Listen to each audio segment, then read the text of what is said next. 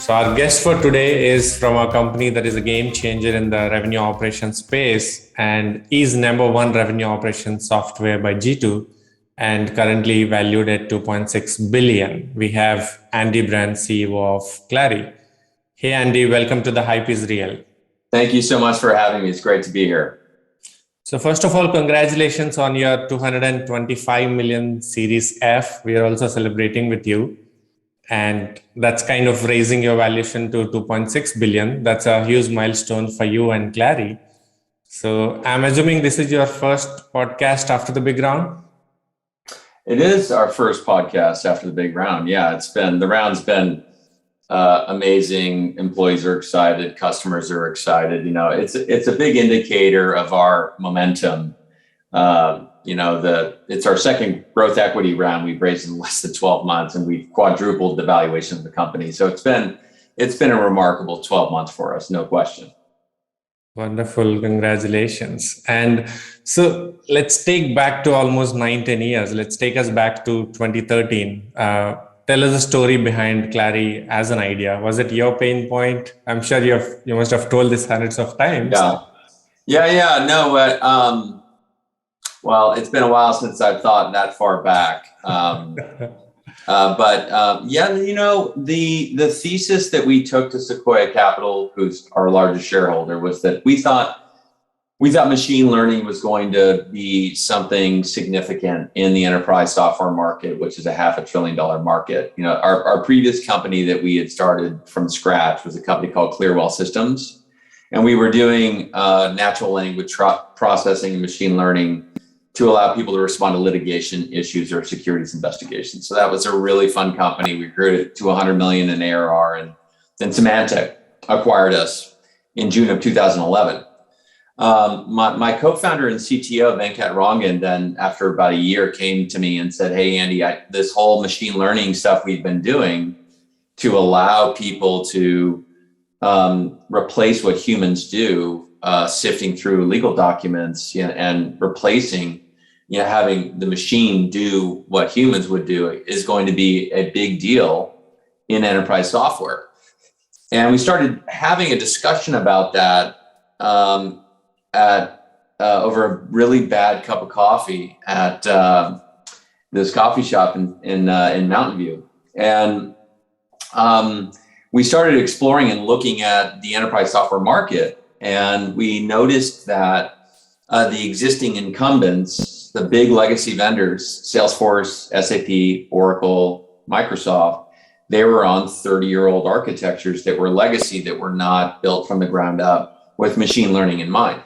So with that, we went to Sequoia. It's the fourth company we've done with them. And we thought that this would be pretty big. And at the time, the only companies that were doing large-scale machine learning were in the consumer space, right? It was Facebook, Netflix, Amazon, Google.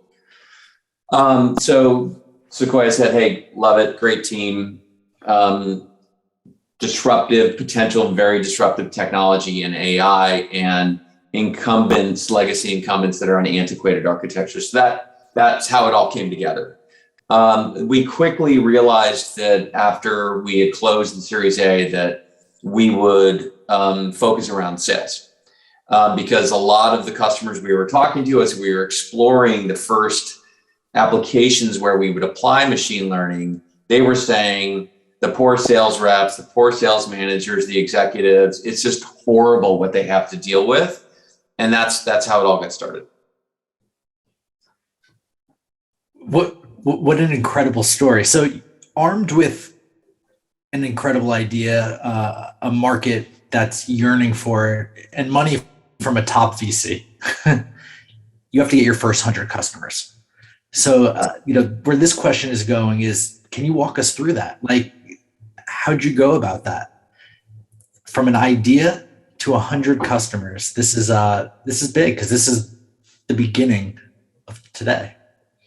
Yeah, I mean, I actually think about it in stages. So there's the first 10, Sure. the first 25, the first 50, your first 100. So there's these stages, and the first 10, and they each have their major challenges and wonderful success moments that where you have a lot of gratitude and you feel like you've accomplished a great deal. Getting to the first 10 was a lot of creativity, a lot of finding Jeffrey Moore's early adopters. If you've read Jeffrey Moore's Crossing the Chasm books, if you haven't, you should. And so finding the first early adopters to get to your 10, bringing that thesis to them. And not only that, finding the person inside the early adopter account that is willing to take a risk on you because you're a startup they've never heard of. They do lean in because Sequoia Capital, is backing you. So as an entrepreneur, you've got, and it's worth its weight in gold having Sequoia as the lead investor. And frankly, Sequoia made all kinds of introductions for us, right? And that was fantastic. And so now trying to share with them that a vision of that, hey, there's a new way of thinking about how you should run your sales teams. And that there is we could apply machine learning to spot risk, identify hidden opportunity, and predict outcomes and allow sales reps to close deals faster, managers to drive more revenue, execs to boost forecast accuracy. For us, you had to find those customers that were willing to take a risk, look at early prototype work. And then we were having to do commercial arrangements. So once you've found the person that wants to take a risk and wants to, kick the tires and look at the technology, and then you have a commercial arrangement that is a no risk arrangement saying, hey, look, we don't need to recognize the revenue. The way you set up the contracts is going to be, and you basically, you almost give it away for free to get some feedback. Now, then you start to create these learning loops. So you get your first 5 to 10 customers, you come back to engineering, and, at that point we had maybe 10 engineers and we had our first signed order from $5,000. But if we didn't deliver, they wouldn't pay us. So it really wasn't a real order, but these are these small victories that you build on. The sum of these small victories early on is really, really powerful. And you start to get validation of the thesis and the assumptions that, hey, we're on to something. So each of these are just sort of additional breadcrumbs that you're pulling through along the way on your path where you think you should go. As you get to the first 10, you have, you've done commercial arrangements that they feel like they can go back to their boss and the people that are going to actually write the checks, and they look like heroes saying, look, I'm getting this technology. I'm basically getting it for free. This is amazing. Only thing they're asking is that can they use our logo and can we be a reference? So now you're building. Now you're going from 10 to 25, right? You got to have a reference pool. So now you have the reference pool built based on feedback that you've delivered or technology you've delivered. They have basically realized, this is the key point, they've realized real value. And you've been able to, in a small way, quantify the value. And now you have to start actually not just throwing technology and seeing if they love it, but also quantifying the value of it. Now, as you go from 10 to 25, you actually have to do your small form of value engineering, hacking. Hey, if you buy this, we will A, reduce your slip rates, B, we will increase your conversion rates, C, you will drive more pipeline, D, you will accelerate your growth, right? These things. And you start to use the value-based selling, the references, and then you start building your brand, and it gets a little bit more powerful, and you get to 25. Then from 25, it's kind of it's almost a little bit more scale. So now you're hiring people. I'm no longer doing the work. I'm hiring a handful of sales leaders and sales teams. And now hiring is so critically important to get from that 25 to 50 and hiring the right general athlete salesperson who's not coin operated, who's super curious, and they can be a sales engineer and they can also be a sales rep.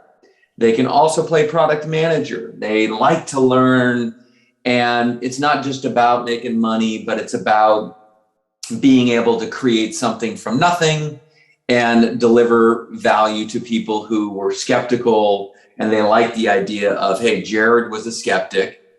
Now Jared loves us. And there's just something profound, and you have to find that profile of salesperson.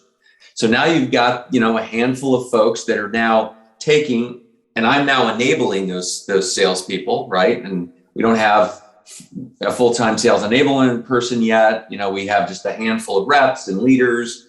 And now you start to get process in place. You start to find repeatability going from 25 to 50 to 100. You start to see patterns that you had not, you couldn't see the patterns because you didn't have a large enough data set. Patterns in who we sell to, patterns in, what's the propensity to buy for this profile of customer, of type of account. And then once you have that codified into sales stacks, into sales process, you're starting to then scale out the engine that leads to 100 and then 250 and 500. So you start to go from the value engineering to sort of looking back at hiring at scale, at more scale, and then pattern matching and building that into enablement and process management. And now you're starting to buy technology tools like Clari, right? A lot of our customers they get to about 10 sales reps, 10 sales reps, and they start buying Clari because they want to be data driven and they want to make scaling easier. So that's typically when we come in to help them, accelerate their ability to grow and get more efficient over time. So that's the journey to 100, if that makes sense. Yeah, it totally does. And I remember my early days working for a Peter Thielback startup when he wasn't a dirty word, and reaching out just based on that and doing, much of the same.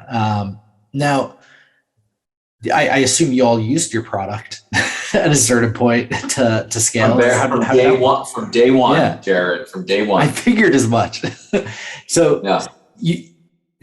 Very pragmatic approach, but you are the space leader.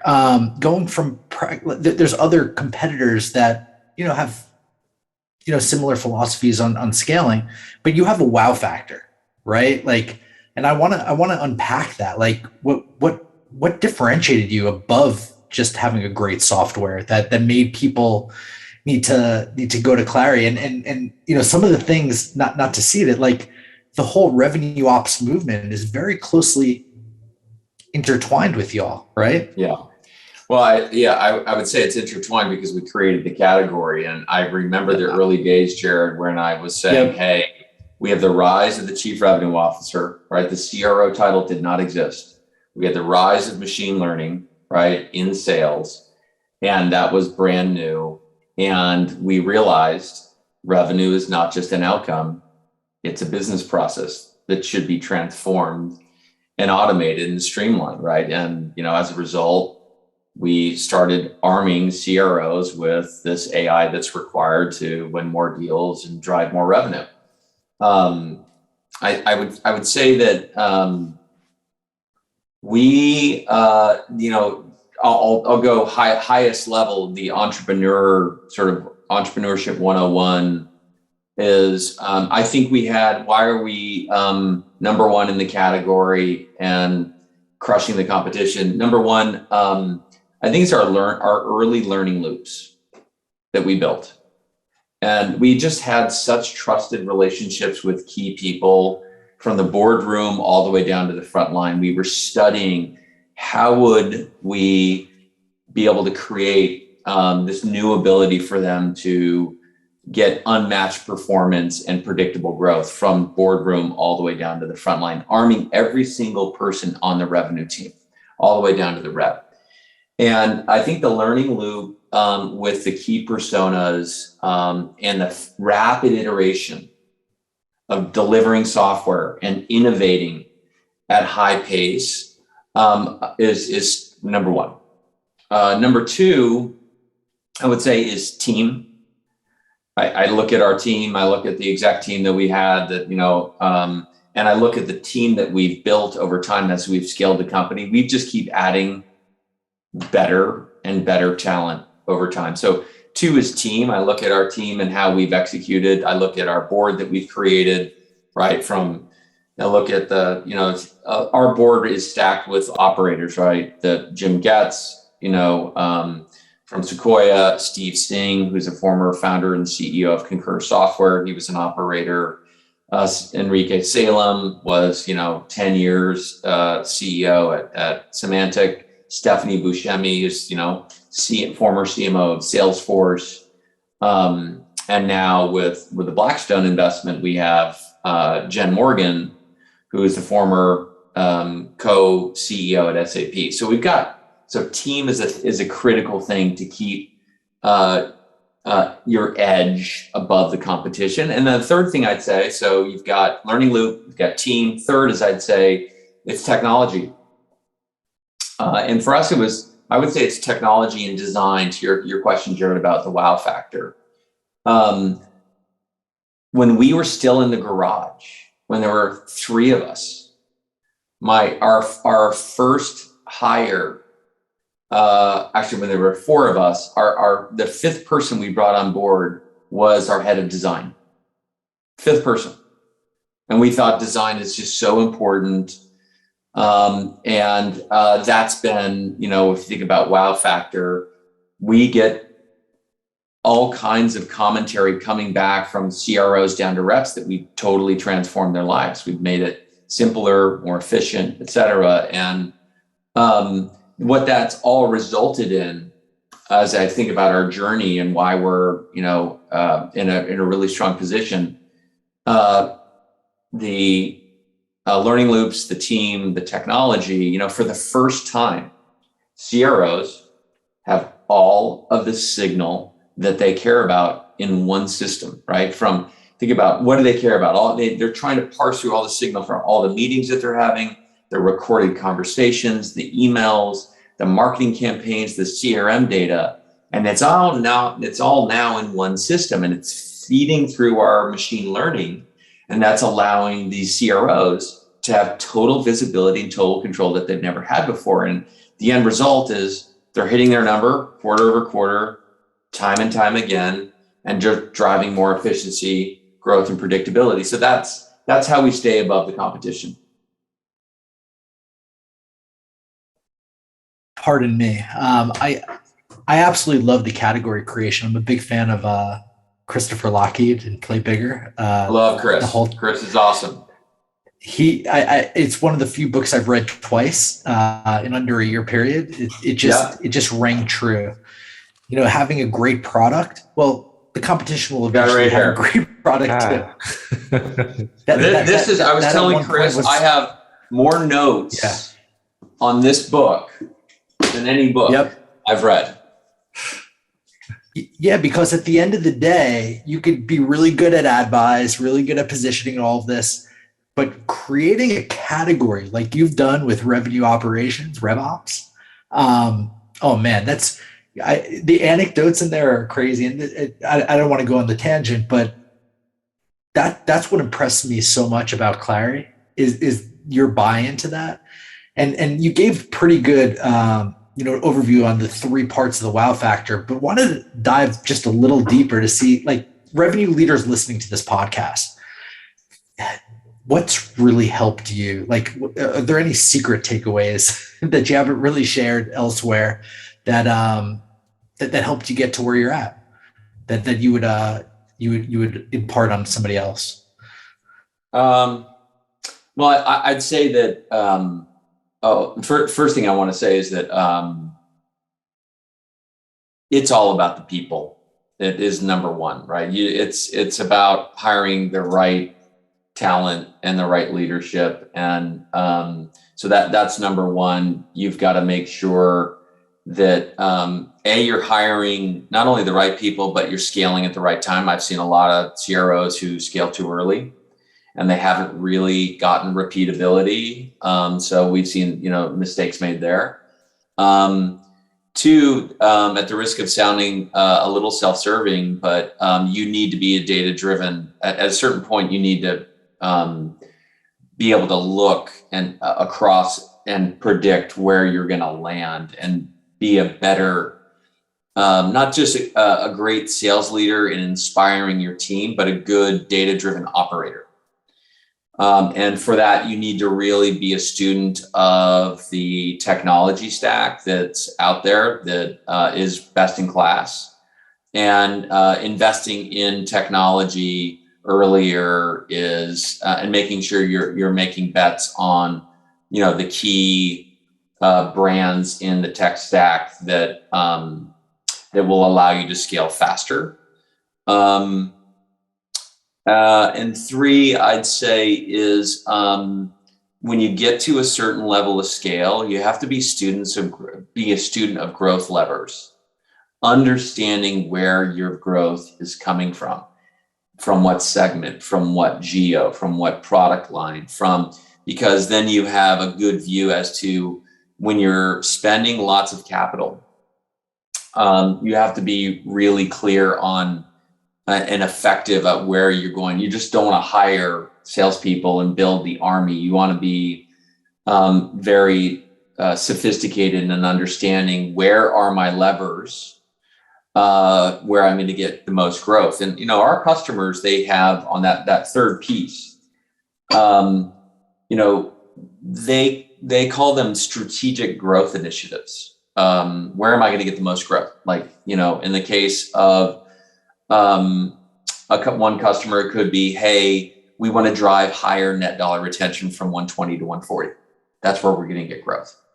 Another customer could be, hey, we're going to acquire for growth. We're going to acquire a handful of companies. We're going to get those products into our swim lanes, and we're going to use that. Another could be Global 2000. I want to penetrate the Global 2000. So these are different levers where we're brought in to help these customers understand how they can get the most growth out of those strategic moves that they would make, and then help them realize their fullest potential. So that's the third piece, is really understanding your growth levers. So people, technology, and then growth levers. Wow, wonderful. A lot of learning so far in 30 minutes. Wow. So as Andy, as you said, the term revenue leaders or CRO wasn't a thing when you've launched Clari in 2013, right? Yeah. But today they play a pivotal role in influencing the future of the company, be it you're talking to investors or be it you're projecting your future and all that stuff, right? Yeah. So what do you think are the common mistakes some of these leaders tend to make these days, as per your experience of dealing with a ton of CROs? Yeah, I would say the interesting thing that we're seeing with CROs is those CROs, well, first of all, I'll say the rise of the CRO is very similar to the rise of the CMO back in the 90s when Marketo and HubSpot and Eloqua and Responses, these companies, right? There wasn't a CMO, right? As a VP of marketing. And now you had, a new way of marketing that led to, that was actually enabled by new technology, and you had marketing automation, new category. Same thing is happening here with RevOps, right? Where, it's no longer VP of sales, it's chief revenue officer. They're realizing revenue is not just an outcome, it's a business process. Now, what I'd say is for those CROs that don't look at their revenue as a business process, they end up staying in a CRM and using lots of Excel spreadsheets, using lots of BI pages, and they bounce back and forth in and out of all of these different tools. And what that does is as they try to scale, there's waste. tons of ways, tons of Excel spreadsheets. People are not on the same page, and they can't grow as fast as they would like. And then also, if they are growing fast, their cost structures are super high. And so they need to look at it a different way. And of course, that's where we come in and we can help them. As a result, we see CROs that are making that shift to looking at revenue as a process, not just an outcome. They're deploying Clari. Reps are closing deals faster. Managers are driving more revenue. Execs are boosting forecast accuracy. And what happens is a lot of these CROs whose companies have either gone public or they've been acquired, they graduate back to Series A or Series B or Series C companies. And Clari is the first purchase they make because they can't live without it, because they know they can get efficiency, growth, and predictability. Second, so one is making a good strategic move on tech. I've said it before, I'll say it again. The hiring too fast and scaling too fast without really good data-driven modeling and assumptions and getting some feedback from the board on how you intend to achieve 90% growth next year at scale, and where it's going to come from, and being able to understand the risks. That would be mistake number two, is not just, hiring for hiring's sake, is being smart about that. That would be the two mistakes that I've seen a lot of CROs make. Sounds like a pretty classic problems that almost every company goes through. Probably after Series A, they get to realize these things. I think I would say, Lakshman, that it's just so interesting that the revenue is the most important business process in the company, yet it's also the most antiquated. And when we started the company, we're just blown away, saying, "Wait a minute, you're doing what? You're in the CRM, and then you export to all these Excel spreadsheets, and then those don't work very well. So you ask IT to spool up a bunch of BI pages, and it's just a mess." And so, yeah, it is a classic problem, and it's broken in nearly every company that we talk to. They say we need to transform it. So, yeah, it's been a fun journey. I'm sure. Wonderful. So little off the numbers and off the business. Let's move the gears a little bit to mental health, remote fitness, and all that stuff, right? I see you're a big advocate of employee mental health, biking, and all that stuff, right? So in this remote or remote hybrid world, how do you see people manage their teams, and how to kind of keep important to that mental health and fitness and have that work-life balance? Like typically when you're working from home now these days, there is no work-life balance as such.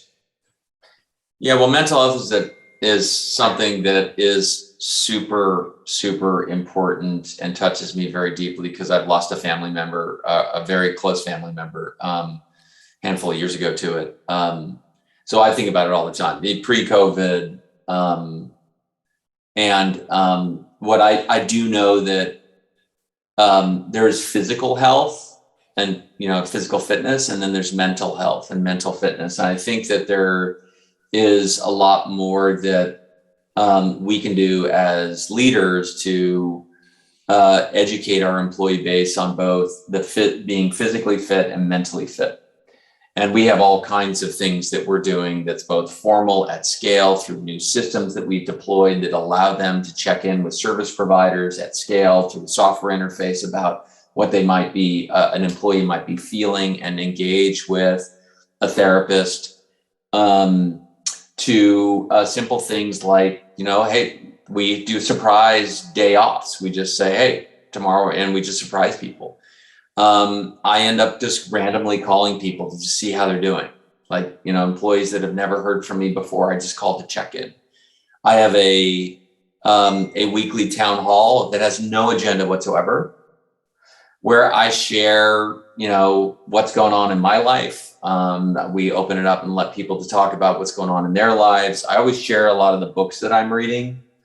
I'm reading a really powerful book right now called Your Golden Journey, which is part mindfulness, part practice on how you can train your brain and train your mind to be to realize your fullest potential, not just your body. But I think you need both.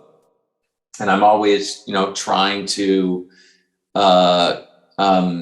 promote people getting out. And my church is my mountain bike. When my body allows me to, and when it's behaving well, I'm on it 5 days a week. And so I love that. And I, took up meditation 5 years ago, and that's a daily practice for me as well. And I'm pushing this incredibly hard on our employee base, and my e-staff. And, sometimes I get the roll of the eyes and like, oh God, here comes Andy again with some great gratitude moment. But, I think it's arguably the most important thing we can do as leaders is give our employees time and space to take care of self. Yeah, love those ideas. The weekly town hall, especially with something I do and on an advice from my partner at Sequoia. That's the first time I've heard. So initially I thought weekly once is like too much. Like you can't ask all 100 people to spend an hour with you. Right? But that's we do the all hands once a month, which is the formal and slides and all that stuff. But every Monday, people, if they want to show up and hang out, we just hang out, right? So it's great. Yeah. It's been very, very valuable. And calling your employees just like that randomly is kind of a big thing, right? So what do you hear from them when you call? You just say, hey, I'm Andy, your CEO. I know some of them say, oh my God, why is Andy Byrne calling me? I don't know, and I'll have to, they say it might be Andy Byrne. It says on your phone, maybe Andy Byrne, so they don't pick it up. And then I have to text them, this is Andy. And by the way, this is not a robocall or somebody phishing. It's really me. And then, we just call and I just want to, ask how they're doing, and they ask how I'm doing. And, I talk about family and talk about, hobbies and interests, and, work takes up, it's really, especially with COVID right now, and just actually the new hybrid world, there's no such thing as, work-life balance. It's not like they're not separate anymore, right? They're fully integrated.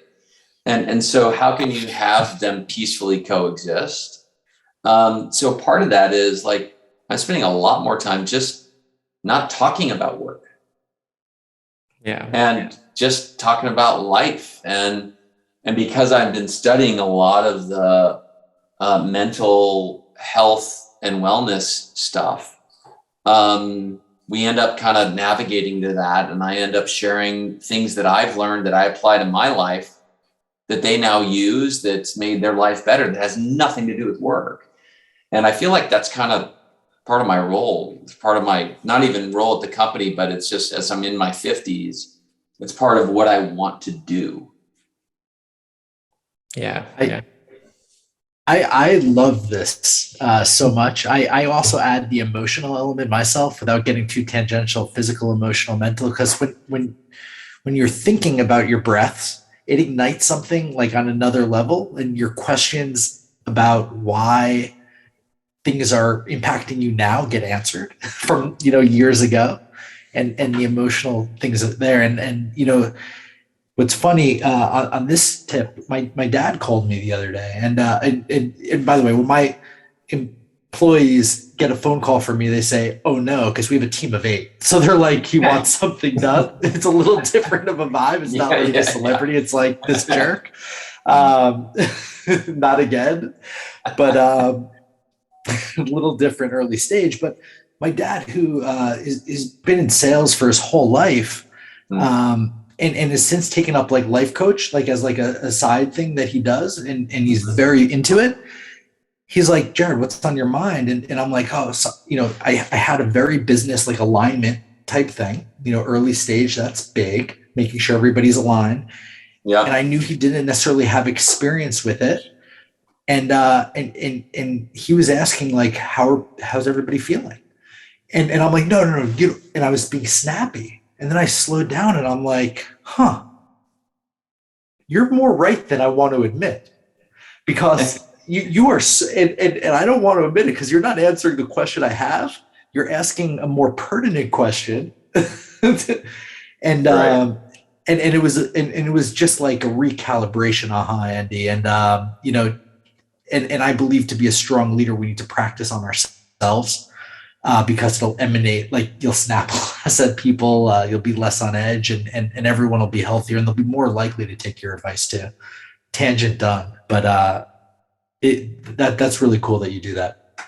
Yeah, I mean, well, it's cool that you had that call with your dad, and kudos to your dad for doing that. My response to that is that I feel like it is it's an obligation. It's a responsibility that I have to be curious about mental health at scale, and to be curious about how we can be how do my employees realize their fullest potential? How do my boys realize their fullest potential? How does my wife realize her fullest potential? Right. My job is to help them figure that out. And I'm blown away that we're all this stuff around mental health and wellness and some of these techniques that are out there, that they're not being actually educated to, they're not being embedded into the school systems. And I think there's a big move that can be made where people can incorporate more of this thinking about not just mental health, but your commentary, Jared, about breath and about meditation, about moments of gratitude, personal affirmation. There's these visioning boards. There's all these different techniques that are out there that I'm just learning now at age 50. I mean, come on. And I'm thinking, oh my God, this is such a huge unlock. It's massive. And imagine if this was actually incorporated into formal curriculum early in like middle school. It would be huge.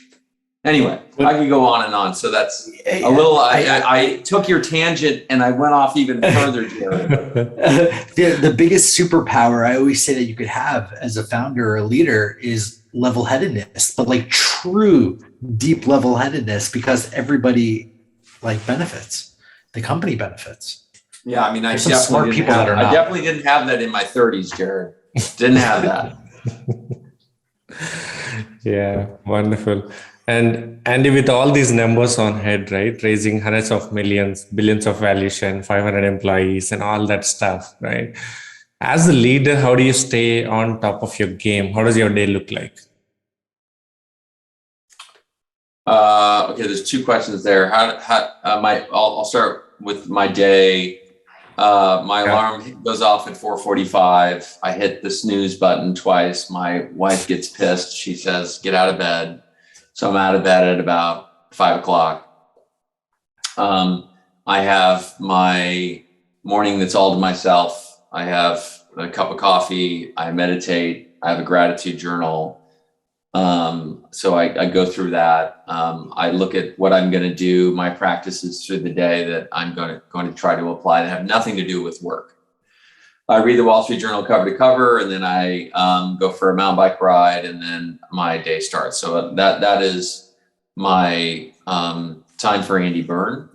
My day is basically I'm with people all day long, meeting after meeting after meeting, and it's high stakes intellectual processing that is taxing. And then I'm spending time with my wife and my son. My other son's now in college. He's a freshman in college. So really focused on that after work. So my day ends at about 6. I'm with my family for, between 6 and 8:30. I do about an hour and a half worth of work, and then my head hits the pillow at about 10:30. So that's my day. What was the second question? How do you stay on top of your game? I think part of it is what you've already told. Yeah, I mean, it's mental, and it's also just priorities. I would say that I'll get up every morning with a blank sheet of paper and I'll write, hey, what are my priorities today? Where's the top 3? And every day, and it's just it's not electronics. I make sure that my morning have no electronics at all in the morning. And I have my wife cuts down, she takes the printer paper that we printed, she recycles it, and she cuts them up into little squares. And I take one square out and I will write, what are the top 3? And then I come to my whiteboard and I see if it's different than what I've had up here for the quarter. And I'll reconcile that. And then I say to myself, if I'm focused on those top 3 things, then I feel like my day is going to be very productive. So I think focus is really, really important. And even in your personal life, you should get up on a Saturday and say, what are the top 3 things I want to achieve today? Right. And then I'm going to feel incredible at the end of this day if I focus on these 3 things. And I feel like focus and priorities are important for people to have in their cadence, in their rhythm every day. I agree. That's a great advice.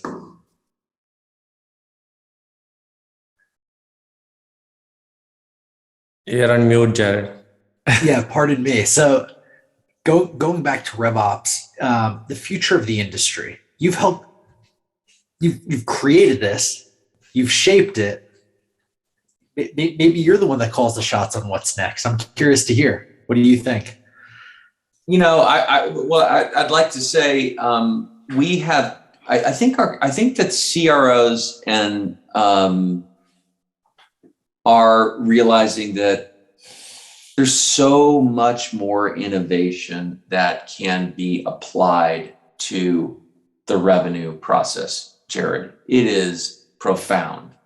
The level of innovation that we will come out with over the next 12 months will literally dwarf the last 5 years of innovation that we came out with. We are, when Andreessen says software is eating up the world, when that came out, I didn't fully realize the magnitude of that comment.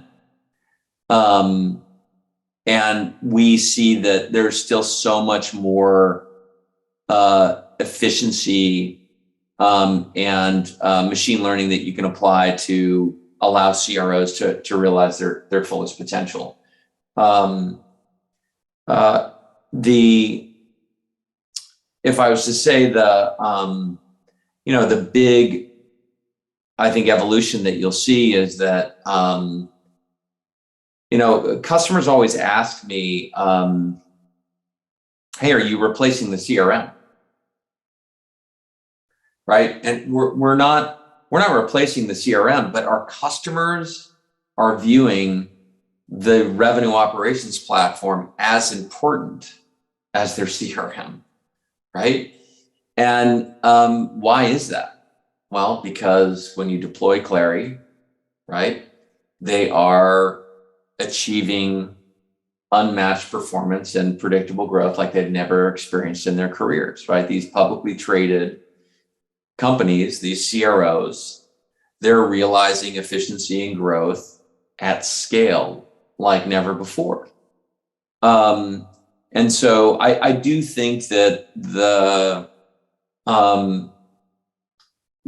value that people see in RevOps will be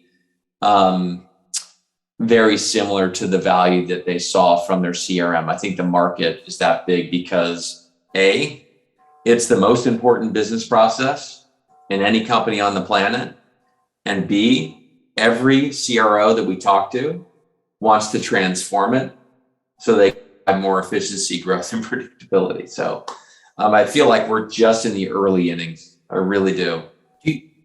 do you think it seems like do you think the CRM slows people down? And are you creating the new evolution of that? Or No, I don't think curious. so. Yeah, no, it's an interesting question. Does the CRM slow people down? I don't think so. I think that CRM will always be there, Jared. It's backbone, right? It's start a company, you need a phone system, or you're not going to use Zoom phones, and you're going to get Zoom, you're going to deploy a CRM, you're going to try to start building a database. You're always going to have CRM. And, I think that you have new, because of new technologies that are out there, machine learning, APIs, new ways of thinking about design. You have new companies that are forming around the CRM that are as important as the CRM. And actually, in our case, we make the CRM better because we're automatically harvesting all this data from all these different systems, whether it's Exchange and Gmail and Office 365, pulling data from Gong and Chorus, pulling data from HighSpot and Seismic and MindTickle, and we're pulling all that data in. We're normalizing a lot of that data that we're pulling in. We automatically push that back into the CRM, and the CRM actually data quality gets better, and people get more value from their CRM. So I think they peacefully coexist. So the CRM will never go away. It's a key piece of their infrastructure.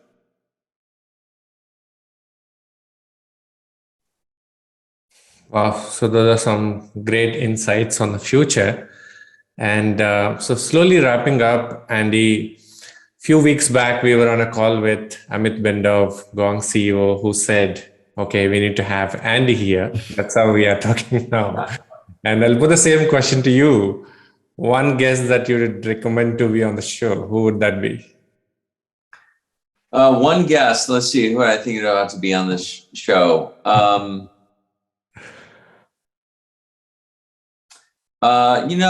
The guest that I think that would be a profound guest on the show would be Todd McKinnon at Okta.